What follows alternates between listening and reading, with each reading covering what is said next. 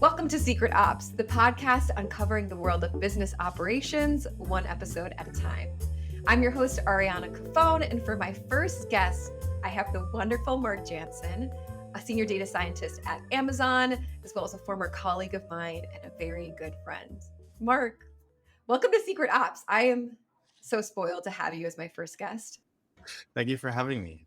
I want to start out just by context setting your experience in operations, because operations can mean a lot of different things to a lot of different people, which is why I think there's confusion around it. And you have a particularly interesting background. So can you walk us through how you started in your career to where you ended up today? Yeah, so I guess there's many paths to anyone's story, right? But let's focus on the operations path, if you will. So I'm from the Netherlands, did my undergrad, did not know where I wanted to go with all that. I did a mix of different things, from physics to economics to museum studies of all things. But I just enjoyed lots of different topics to learn about and study. I ended up falling into this world of operations management, which is kind of a mix of different areas of study, from technical bits and maths to the sort of business context, and also the problem solving aspect that lies in this kind of area. Did any of it bridge into the technological application of how do we automate some of this? I spent some time in Singapore during my studies. I got a chance to do a project at the university in Singapore. And part of that was to do an experiment about my work. An experiment would not involve actual companies because it would be impossible to do. So instead, we simulated the environment with a computer game and let students play it and sort of run their own little company inside of this game. It's not a fancy game. It's not the kinds of game you might Ariana. It's very boring. And I had to build the UI, and I'm not good at that. But that was my first time realizing how cool it is to build stuff with code or with software, and to then let people experience that world that you've created for them. Granted, my world was really boring, but it was not the successful part. But it was nice to see things come out and then to try and prove my theory. It gave me this way of creating a feedback loop that I'd never seen before. Spend some time building an experience, a piece of interactive stuff that other people can work with, even though they might not know what's under the hood. That's going Yeah. to give you information, data, feedback, and that's going to help you prove your case, whatever that might be. In my case, it was some theory, but obviously today, if you fast forward to where I'm at, that's kind of the way that a lot of data scientists work, right? They build tools to process data, to make predictions, to optimize, and the real world will interact with that once it's deployed. And that's the feedback you're going to get. That's where I understood when I create these things that fit in the picture of operations. And in operations, I think of how real things work, whether it's people and moving about their day, or goods moving through the supply chain, right? That's the broadest sense I have of what is operations. Operations is value creation, but the real meat of it, not the piece of papers that prove that there's value. It's the real doing of things. It's interesting that you say that operations, it's when you actually create value that is felt and seen in a day-to-day way, whether that's from a financial standpoint, a human standpoint, a technology standpoint, but it's really the effect on the system, not just creating a process to create a process. We don't want structure just for structure's sake, right? We want it to be impactful in some way. Wow, I've learned such a new piece of your history. You had that light bulb moment when you're looking at taking these theories and bringing them into real life. And then within your work experience, you've applied it within a supply chain context, technology education context, now just doing pure data science. Was it important for you to try different mediums to apply operations in to learn? Or was it just sort of following, I don't know, a passion from one thing to another that led you through all these different operational niches?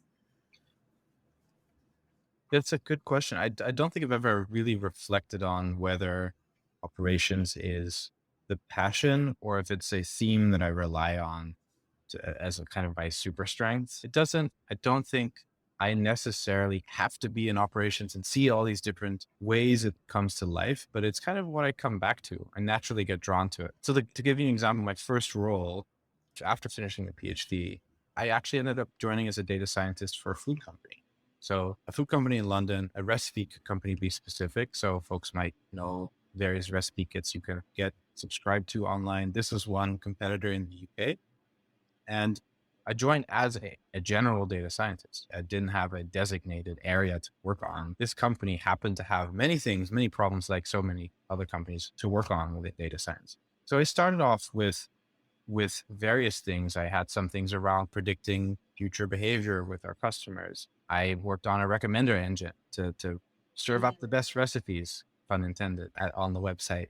Lots of customer facing things that are, I would call them a bit more quote unquote traditional data science, because those are the majority of problems people work on, until I actually ended up trying to help on one of the pieces that were to do with our fulfillment center, or FC. We happened to run our own, and a lot of the machinery wasn't ours as a company. You buy that or lease it, but the operating of the machinery was our task as a company.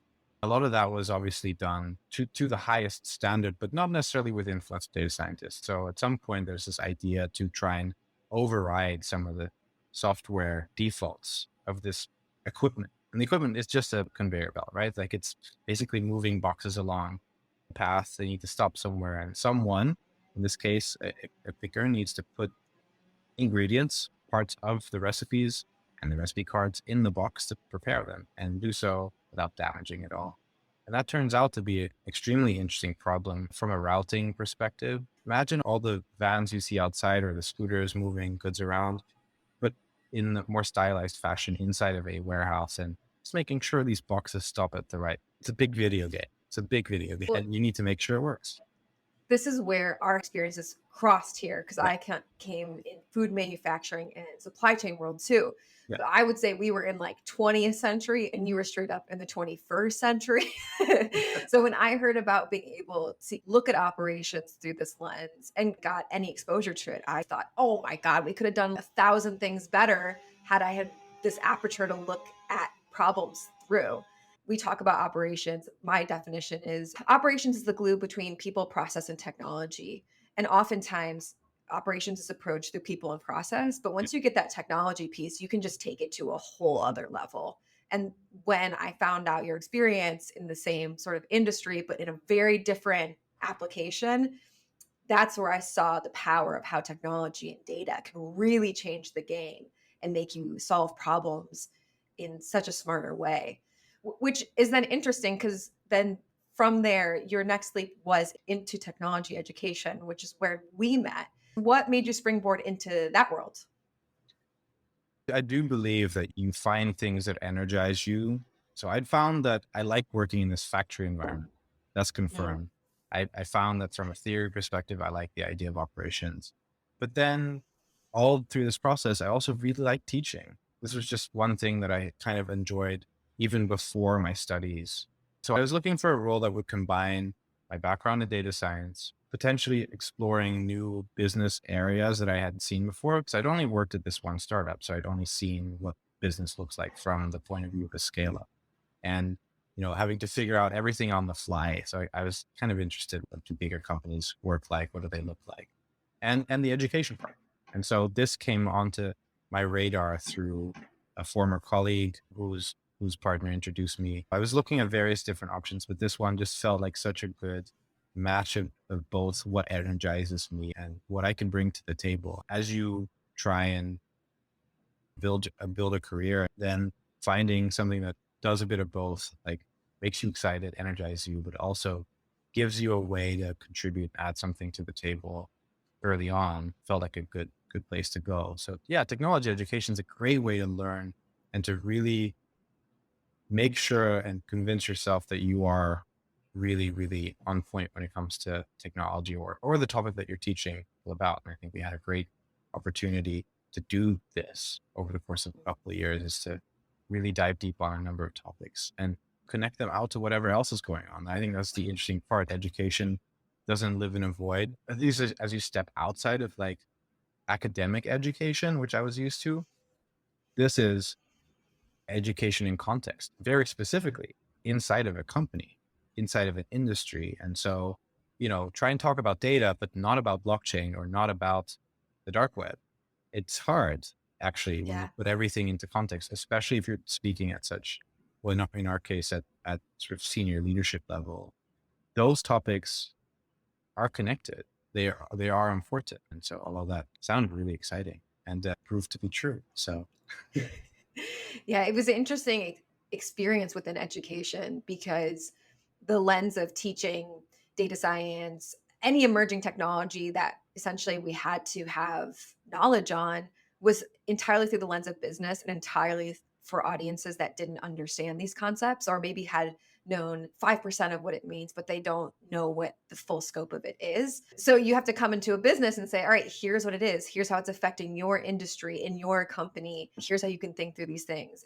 That muscle at first was really hard for me, trying to be able to articulate something perfectly in a way that anyone could understand was really hard, but it became an important North Star with everything I did after. Meaning, now in operations, anytime I approach anything, a tool that I want us to use, a way in working, I know how to distill the vision into the reality for the people that are going to be using these things. I don't think there's anything more valuable than that, at least in my experience. Do you feel similarly? yeah, I know what you're saying. It wasn't only about education in the sense that we prepared a presentation. It's about Yeah. digesting ideas, all the work, all the internal feedback, and spending time consolidating ideas and digesting it and working through it again to the point where it's going to land first time round. Yeah, I'm with you. I've yet to sort of be able to take all I've learned and apply it in this new context I'm in, but it will come. I'm curious when that will happen. But I do feel like you do so many hours and then you build up that muscle, but it does atrophy a little bit. It does. It does. I feel like with anything, if you don't use it, you lose it. And that's in technical skills, it's in like teaching skills, it's in all of those things. Hello, fellow thinkers. Now, if you have been a loyal listener of Secret Ops, then you already know about our sponsors, Baron Fig, the company that makes tools for thinkers. Now, I'm totally biased, but I really think that Baron Fig has the best product suite for thinkers and operators alike. And you know what? I'm not the only one that thinks so. Bloomberg said, and I quote, that Baron Fig's products are, quote, high-end and well-crafted, which they absolutely are. Their Confidant notebook is the most delicious notebook that you will use with the most perfect dot grid paper. But it's not just Bloomberg. Actually, fun fact, New York Magazine, they tested 100 pens to find the top pen. And after testing all of those pens, they rated Baron Fig's Squire pen the number one pen. The number one pen. It's not just me, y'all. You gotta give them a try. And guess what? We got you hooked up with the discount code. If you go to baronfig.com today, enter in the discount code SECRET20 and get 20% off your next order of $50 or more. Again, that's SECRET20 and get 20% off your next order of $50 or more. Oh, I'm like so jealous that you're going to get to see all this for the first time because their products are so delicious. Anyway, enjoy, have fun, let us know how you use the tools, and let's get back to the show. So after technology education, you've gone now to Amazon, you're working in a senior data scientist role. So if we can zoom out to data scientists in general, how does data science influence operations? What is the relationship there? How do they work together? So I like your triad of people, technology, and what did you say? Process. Process, right? Yeah. So obviously, I've been kind of primarily in the intersection between process and technology when it comes to the physical operation side. But I do also recognize from a bigger point of view, you have lots of companies that are starting to look at how data science influences the workforce and people, their performance. There are data scientists that now embed themselves within technology teams. I was very close to that in my first role, where initially I was a sort of separated data science team. And then eventually we changed the operating model to make data scientists embedded in engineering teams or engineers embedded in data science teams, depending on what the focus project was. But you kind of That's how you see data science also influencing engineering and technology. How do you build a piece of technology knowing that you might ingest a piece of data today, but maybe tomorrow you need to ingest a lot more?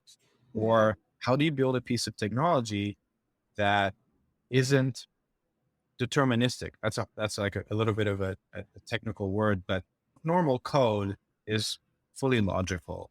If you give it a certain input, it will always give the same output. In the world of data science, that's not always the case because you're making predictions based on data. That model, the models you're building aren't always correct. So you have to deal with this inherent randomness. And if you build Mm. software around it, that software also needs to deal with it. And so it's a kind of shift of paradigm for a lot of folks who've been in development for a long time to consider that and not call it an edge case because it's by design. Like that's a big shift in thinking. So you've got influence on HR, you've got influence on technology. Data science also then also of course has a lot of influence on process and how things happen from a few different lenses. Process, the way we often look at it, you do what worked best yesterday and try and tweak it. Over time, you get better and you make real gains as you go along. But in the world of data science now, two things happen. Suddenly, you can look at it through the optimization lens. So you can look at your problem, try and distill it down to its important factors, and then start influencing those factors. And you can use predictive technology to see not only how did things work up to yesterday, but given what we know about the past, what might happen to our process tomorrow or beyond, right?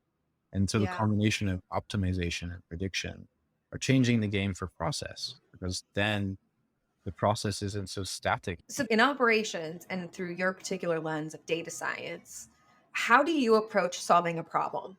What are you looking at first? And how do you even begin to approach some of these very tangly problems that you're Yeah. navigating? Well, I think before I jump in there, I want to separate two types of problems out because operations, or at least, the day to day of operations has a lot of firefighting as part of it. Definitely. So you could call those problems, but let's put those aside because they're often not the best to attack with data science just because data science takes time, right? So Mm. yes, there are problems and some of them you could maybe solve with data science and you can do a lot on the spot, but the majority of problems that I work on are longer form problems that are open questions, unanswered questions in a business. How do things work? Why do things work a particular way? And these are often tangly because they involve a complex system. Can you give us an example of a question that comes at you or a problem that comes at you as a data scientist? Yeah, most data scientists will go to the customer side. And a lot of the problems people look at early on in their career will be something to do with marketing attribution. How do we get Mm. customers through the door? Why do they come through the door? That's very complex because people have different intent. Like, do they want to shop? Do they just want to compare? Imagine yourself walking into a shop. It's not always, you're not always going directly for the rack or the shelf where something is. You have myriad reasons to enter a store. Maybe you're just browsing. And so that's one of the first thorny problems I looked at that took a long while to try and unpack. On the ops side, think about it. In my case, a fulfillment center has just got tons of stuff going on. You've got machinery working, you've got people working in that space, in that environment. You've got different orders coming through with different aspects that are complex. And then there's just incidents and random things that change the context all the time, which is what the firefighting comes from, right? Oh no, Totally. someone dropped a banana on the floor. Do you want to keep that banana there? No, because it's tricky. People might slip.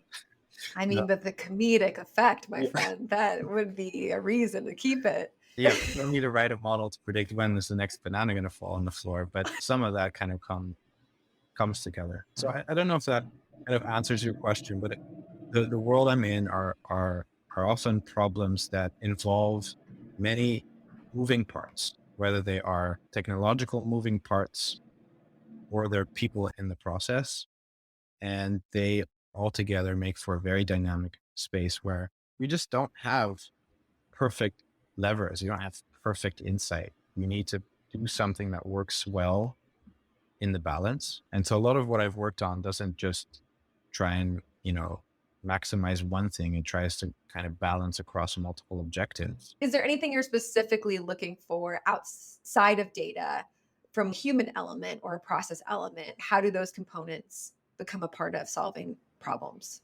Yeah, it's a really good question. This is what got me from being a standalone data scientist to working in a full operations team and recognizing where my work crosses over. I said at the start, the thing that gives me a kick is building an environment where someone else can interact with it. So the first question to ask is the so what question. So imagine a world where you did have a full insight or full prediction and you're at 100% accurate. What could you do? Do you have any actions you can take? That action space Mm. has to be something meaningful. The- you know, the action space cannot be, oh, that we can then determine whether we invest another X million. That's not the action space. We're talking a little bit closer to the day to day. Can we make a meaningful change in scheduling? Can we give people more insight into what's going on the floor? Can we do something different with the layout of an environment that people work in?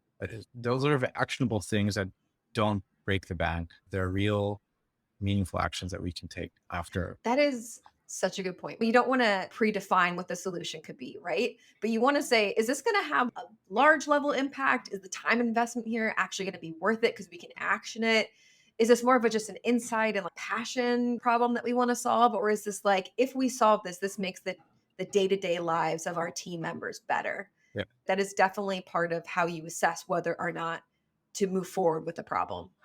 I think that's specifically in operations. There's a lot of data science Mhm. that is meant to explain and give insight, but in operations specifically, you want to make sure that you then you can connect it to a lever, a button, a dial, something that gives you better control over the environment that you're wanting to control. This gets to my next question, which is what do you think is the hardest part of operations? Oh. Well, first thing that comes to mind is the tangliness doesn't go away, right? So Mm, you're in this spot, you've made something better, but chances are the world just shifts underneath your feet, or whatever you just changed in one part of the system affects other stuff again, and it kind of falls apart. Or whatever you've built doesn't stick around long enough. It doesn't get the right adoption. That's a real thing and ties back to the education piece. And those two dynamics play into each other. So that could be disheartening, but for totally. real ops nerds, I'm sure many of the listeners among the audience are like that. No, but that's the fun part of it. The fact is something new will come up and we'll have to reconsider. So it's the hardest part and also at the same time the most fun part. Yeah, so I was a creative writing minor in college, and I'll never forget a teacher said, sometimes you have to kill your darlings, meaning you love these certain things that you've written, or you love these certain things that you create, but if it's not working, sometimes you just have to let that go. And that is a very hard part of operations. Once you've built something, to have that ownership, but also have the maturity to say, let's let's move on from this. Okay, if someone was wanting to get into operations, and specifically within data science, where would they begin? Where would you recommend them starting? Find a company that doesn't just do digital work. There's a lot of companies today Mm, that just do digital work, right? And so if you find yourself in an industry that's primarily digital, chances are you're going to find yourself not seeing all the breadth of operations opportunities that are out there. A lot of the mm, opportunities are in physical space. That means physical product, physical environments, getting people to different places. Think about that as you look for roles and then make sure that there is a data science team that you can join or that there's appetite to do something in that space and connect the two dots. It's very likely you'll be the first. There's not that many people who are so focused on operations and data science. Outside of the commercial world, I do see a lot more of this in sort of defense and at the more governmental level because they solve those problems more often. They move a lot of equipment, they move a lot of stuff. A lot of supply chain theory and supply chain management comes from that. But yeah, so look for those companies that have a physical aspect to them. Maybe they influence the supply chain, like car sharing, apps you use, the grocery delivery. that you might interact with, or other things that involve getting something to your doorstep or getting you to somewhere are all very much intertwined with the physical world. So those are good places to go. That's that's a great tip. I'm gonna take that tip and run with it. For those people that are listening who are either decision makers at businesses, what tools would you recommend investing in? If it's specific to data science, the progression is quite clear to a lot of people. You need to be able to collect and organize your data first and foremost. Today, that doesn't necessarily mean you need to build your whole data stack yourself. There are a lot of good solutions out there that take care of a lot of this. That gets you in the place where you can actually look at your data and ask questions. But it's not a tomorrow kind of thing. It could be a couple of years worth of investment if you're not there. Or said differently, if you have a system in place, but it's not meeting the challenge because it's an older system, a legacy system, then, again, it's a long investment. The next set of tools is all just about enabling your data champions. So the first bit is getting the data in place, and then you have to recognize what types of data champions you have. Some of them are pure data scientists, some of them are analysts, and some of them just interact with data, but they need to have their own sort of level of access and ownership. Once you get to that point, you're going to start asking questions around like, what do we want to do when we want to do very serious deployment? And so then it's a choice of cloud providers. Right now, they offer all the different tools that you might want. You can really build, you can really scale out, and the sky's the limit. But not every company needs to get there from the get go. Not every person who works with data needs to get there. So it's a journey of different tools. How are you defining data champion? It's a good question. What I've seen before is a data champion is someone at their level that can help other people get access to information and also champions the idea of data. Data champions would be more integrated with teams and be on the spot to try and show them examples of how they might use it. And then there's data champions at the very other end of the company at the leadership level.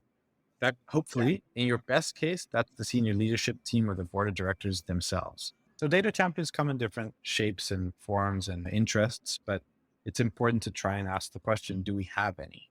Because if you don't have any, that means either your entire company is all on board, which is very unlikely, or very few people are, and you're not going to move forward.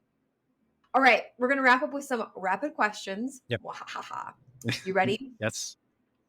Okay. What morning rituals do you start your day with? I write notes on paper. So I check my notebook. I've had these notebooks for the last so many years. I keep them all. So I look at my last few pages with some coffee. Iced coffee season's ending, but I'll have an I iced know. coffee today still. And then Slow one tier. coffee. But yeah, my morning ritual. Take it slow. Get your brain fired up. I'm not the quickest to fire my brain in the morning, so I need some time to like sit and think and then get rolling. Now, on the flip side, how do you wind down at the end of the day? What rituals or what things do you always do? I try and go for a run. So I'm not a morning workout person. It makes me nauseous all day. But for me, running, if I have a chance to do it, or if I feel energized enough, it's a meditative thing. The first so many minutes is kind of like I'm still churning through all the thoughts. And then eventually that dies down. And it either just goes away or it's organized. And so that's what the run does for me. I end my run and then I can really end my day. So that's a good end of day activity. What are you currently reading? What's on the docket? On the docket, I am reading Edith Hamilton's Mythology. I think so. It's a paperback we had. I think it's from the 80s or 90s. Brought it on a trip to Europe, and I thought, what better way of having this really old, beaten up pocketbook and to read about Greek mythology? You kind of know a lot of these stories if you happen to grow up in Europe and go through this education. I've been fortunate enough to have, but I've never seen them explained and kind of put next to each other. So that's what I'm reading. It's really fun. And so now I'm on this kind of in this rabbit hole and I want to learn more. What's your most important lesson you've learned in your journey so far? Find something that energizes you. Find something that you bring to the table and marry the two up the best you can. And then at least for work, it's great. It turns out it's actually a really good formula for a lot of other things too. Relationships, as what you want to study, what you want to create, do your hobby. So everything, right? It's actually really good. Those two things. It's neither one of the other by itself. It's kind of both. And then you feel like you're doing the right Last one. What do you want to be when you grow up? thing. God, I think I still want to be an astronaut. But that's what I always wanted. I still want. I have this interest and passion for all things space, but I have a fear of heights. I don't particularly like flying. I really don't like. I really don't like roller coasters. I get nauseous easy. So all aspects of this job are not fit for my physical being. So I'll be an armchair astronaut. I'll give you that. Last but not least, where can people find you? They can find me on LinkedIn. Send me a message. I think you should be able to. Marc, truly, thank you so much for being the first guest on Secret Ops. To the listeners out there, thank you so much for listening to Secret Ops. Please follow us wherever you find your podcast and check us out at secret-ops.com. We'll see you next time.